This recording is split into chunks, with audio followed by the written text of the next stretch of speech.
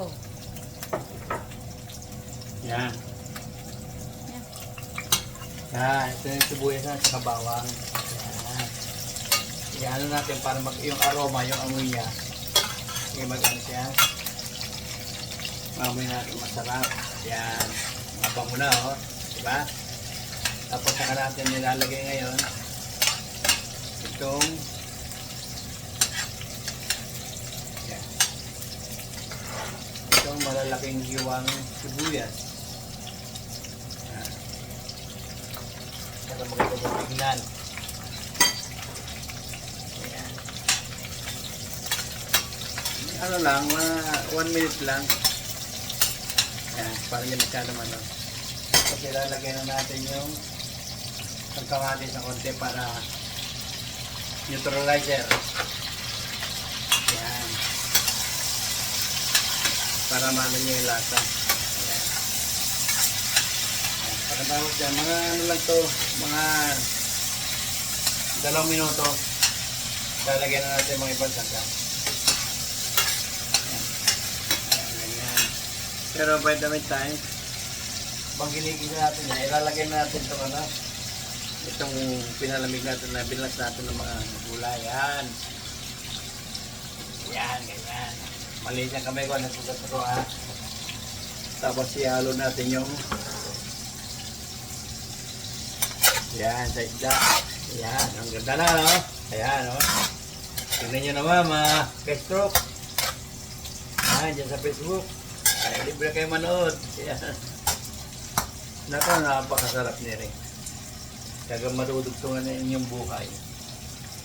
Pag natikman nyo itong luto ni Rudy's Stove. Yan. Yan, pwede na. Tapos ilalagay natin yung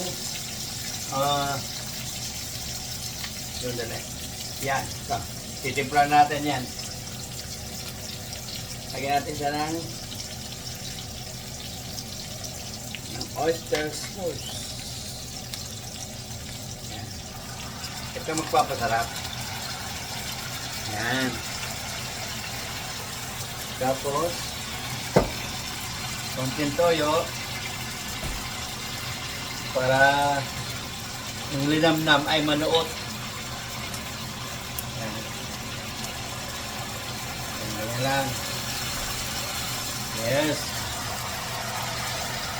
Tapos, haloyin natin bagya. Pagkahalo ng bagya, yan, pwede na yan. Pwede natin ilagay na itong bell pepper. Yan.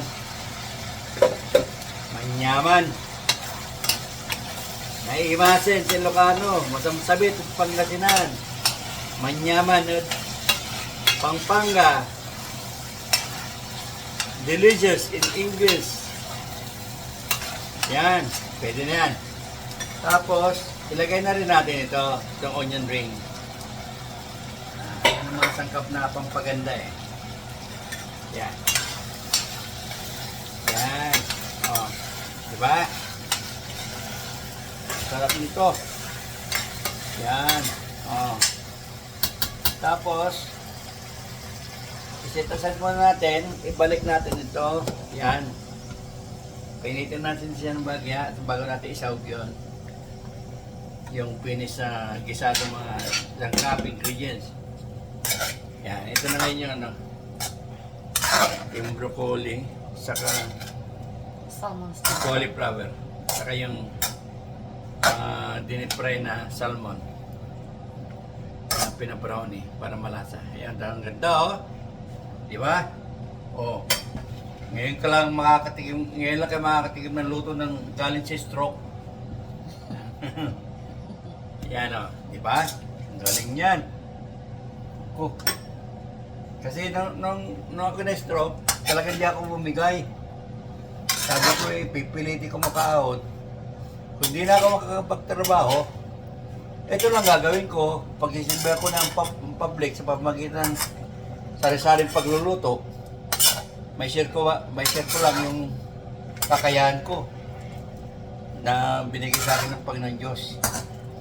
Na siya rin tumulong pa ako. Bakit ako nakaahon sa aking masinding karamdaman.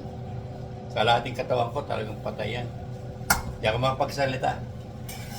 Eh, dahil na ang galing ng aking ano sa buhay, eh, napagtagumpayan ko. Ito ko ngayon, yan. Sa awa ng Panginoon Diyos, pagdarasal, at tuwing madaling araw, alas 3. Nang madaling araw, alas 3 ng hapon. Yan. Nag-ano ko. Pwede na. Yan. Yan, saka na natin ito ilalagay sa ibabaw. Yan, oh. Diba? Mga pestrop. Ito, sarap na nito. Talaga namang mapapatakam ka sa pagkain. Talaga magwiwiligwit. Yan. Okay na. Okay na. Yan ang finished product natin.